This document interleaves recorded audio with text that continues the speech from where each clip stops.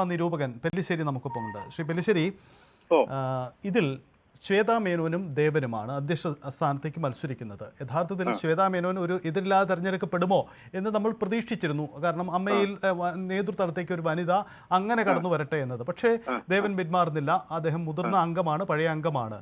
യഥാർത്ഥത്തിൽ സംഭവിക്കുക ഇവർ തമ്മിലുള്ള നേരിട്ടുള്ള മത്സരമാണ്. ദേവൻ പിന്മാറാനുള്ള സാധ്യത നിങ്ങൾ കാണുന്നുണ്ടോ?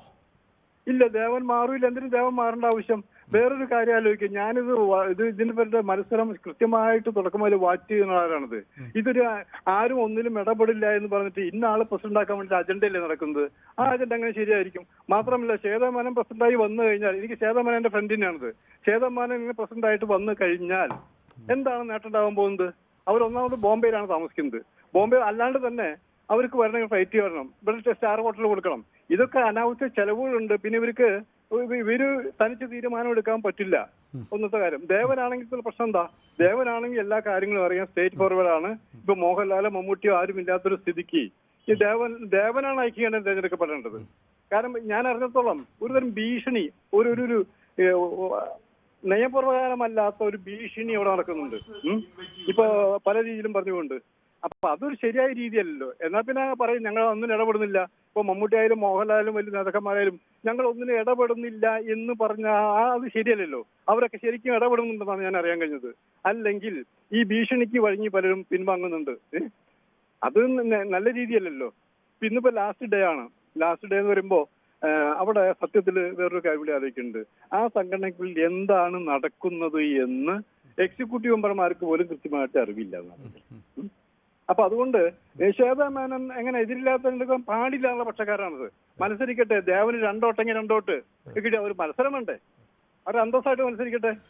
ശരി, ഈ നമ്മൾ പൊതുവിൽ ഒരു വനിത, ഇപ്പോൾ ശ്വേതാ മേനോൻ ഏത് പക്ഷം എന്നതിനപ്പുറം ഒരു വനിത അമ്മയെപ്പോലെയുള്ള ഒരു സംഘടനയുടെ തലപ്പത്ത് വരുമ്പോൾ അത് പൊതുസമൂഹത്തിന് അമ്മയുടെ തെരഞ്ഞെടുപ്പിൽ എന്ത് പങ്കാണെന്ന് ചോദിച്ചാൽ എല്ലാവരും ആ താരസംഘടനയുടെ പുതിയ നേതൃത്വത്തിൽ ആരാണ് നേതൃത്വത്തിൽ വരുന്നത് എന്ന് ആകാംക്ഷയോടെ നോക്കുന്നു, വളരെ ഗൗരവത്തിൽ നോക്കുന്നു എന്നുകൊണ്ട് തന്നെയാണ്. അപ്പോൾ ഒരു വനിത വരുമ്പോൾ അത് ആ സംഘടനയ്ക്ക് നൽകുന്ന ഒരു പ്രതിച്ഛായ മറ്റൊന്നു കൂടിയാണല്ലോ. പ്രത്യേകിച്ച് വനിതകൾക്ക് പ്രാതിനിധ്യമില്ല, ഏറെ അവർക്ക് ബുദ്ധിമുട്ട് നേരിടുന്നു എന്ന പഴികേട്ട സംഘടനയാണ്.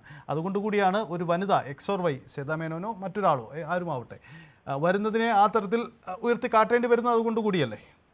ഞാനും വനിതയ്ക്കെതിരല്ല. ഇപ്പോ ഈ സംഘടന ഉണ്ടായിട്ട് ഇത്രയും വർഷങ്ങളായി.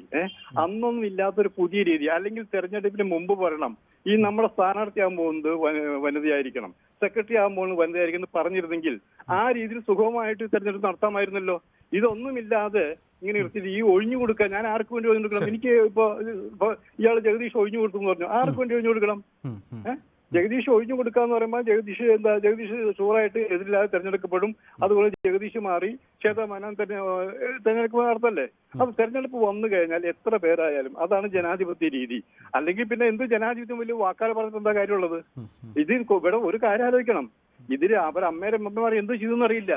അനാവശ്യമായ ഭീഷണിയോ മറ്റോ കാര്യങ്ങളാണെങ്കിൽ കോടതി പോയിട്ട് ഈ തെരഞ്ഞെടുപ്പ് സ്റ്റേ ചെയ്യണമെന്നുള്ള പക്ഷക്കാരാണ് ഞാൻ. ശരി, ഒരു പുതിയ കാര്യം പെല്ലിശ്ശേരി, ഇപ്പോൾ പുതിയ വരുന്ന ചില വിവരങ്ങൾ ബാബുരാജ് മത്സരിക്കാൻ സാധ്യതയില്ല എന്ന ചില സൂചനകൾ വരുന്നുണ്ട്. ജനറൽ സെക്രട്ടറി സ്ഥാനത്തേക്കുള്ള നോമിനേഷൻ ബാബുരാജ് പിൻവലിച്ചേക്കും. മോഹൻലാലിനോടും മമ്മൂട്ടിയോടുമൊക്കെ ബാബുരാജ് ഇക്കാര്യം സംസാരിച്ചു എന്നാണ് ലഭ്യമാവുന്ന വിവരങ്ങൾ.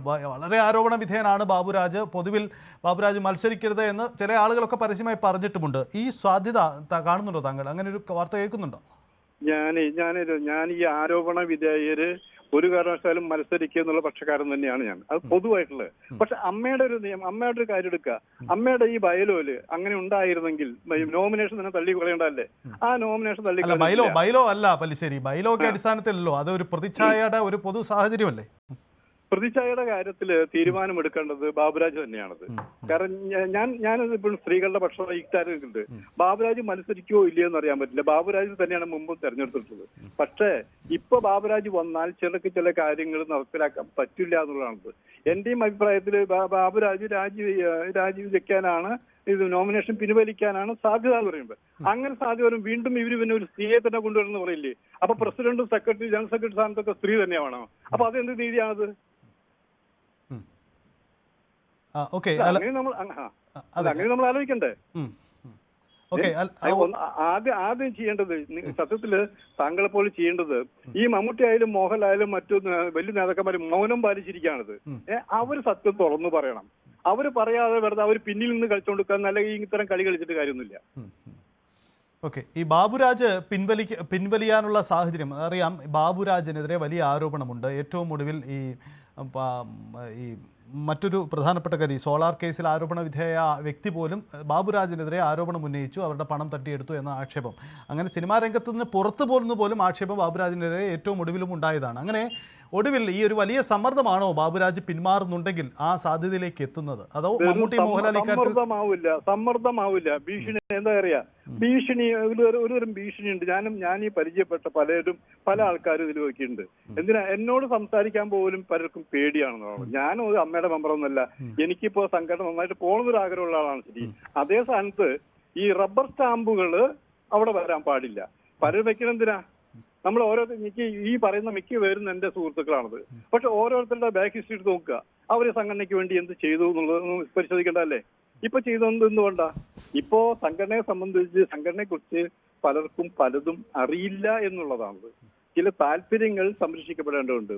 മത്സരം സജീവമായി വരട്ടെ, അതല്ല വേണ്ടത്. അല്ലെങ്കിൽ ഇതിപ്പോ ആരെങ്കിലും സ്റ്റേ കൊടുത്താലോ? സ്റ്റേ കൊടുക്കില്ല പറയാൻ പറ്റുമോ? ഇലക്ഷന് ദിവസങ്ങളുണ്ട്, 10-15 ദിവസമുണ്ട്. ഈ 15 കോടതി പോയ സ്റ്റേ വന്ന് എന്ത് ചെയ്യും? അപ്പൊ മുൻകൂട്ടി ഇത്രയും ഭംഗിയായി കാര്യങ്ങൾ പോകേണ്ട സ്ഥലത്ത് പോയില്ല. മാത്രമല്ല, എനിക്ക് തോന്നുന്നത് ഈ സംഘടന ഇത്രയും വലിച്ചഴിച്ചു കൊണ്ടുപോകാൻ കാരണം മോഹൻലാല് മത്സരിക്കുന്നില്ല എന്ന് പറഞ്ഞത് തന്നെയാണ്. അപ്പൊ സംഘടന തകരുകയാണെങ്കിൽ അതിന് പൂർണ്ണ ഉത്തരവാദിത്വം മോഹൻലാൽ തന്നെ ഏറ്റെടുക്കേണ്ടി വരും. അതായത് താങ്കൾ സൂചിപ്പിക്കുന്നത് മുൻനിരയില്ലെങ്കിലും മമ്മൂട്ടിയും മോഹൻലാലും പിന്നണിയിൽ നിന്ന് കളികൾ നടക്കുന്നു എന്നതാണ്. പിന്നിൽ നിന്ന് അവർ നന്നായിട്ട് കളിക്കുന്നുണ്ടെന്നാണ് എന്റെ അറിവ്. എനിക്ക് അത് വളരെ വ്യക്തമാണത്. അല്ലെങ്കിൽ ഈ അമ്മയിൽ ഇത്രയും സ്വാതന്ത്ര്യം അഭിപ്രായമുള്ള ആൾക്കാരുണ്ട്, അവരൊക്കെ പേടിച്ച് നിൽക്കുക. അറിയോ, ഇത് ഗുണ്ടായുസം കാണിക്കുന്നത് ശരിക്കും. ഇത് വേറെ കാര്യം, ഞങ്ങൾ പുറത്തുള്ള ആൾക്കാരാ.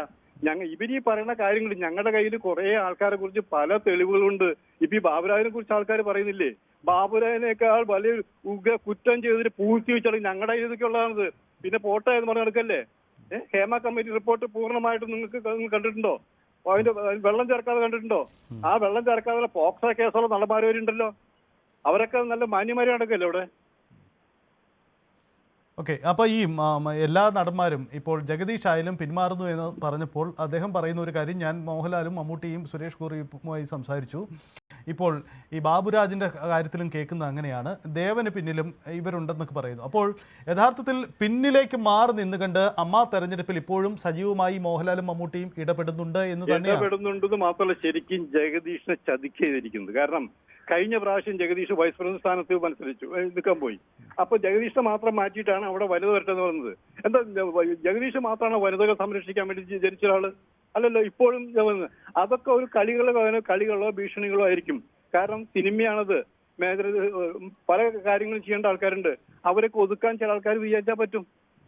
പക്ഷേ ആണൊരുത്തനോ പെണ്ണൊരുത്തനായിട്ടുള്ള ആണായാലും പെണ്ണായാലും ശക്തമായിട്ട് നിലപാടെടുക്കണം.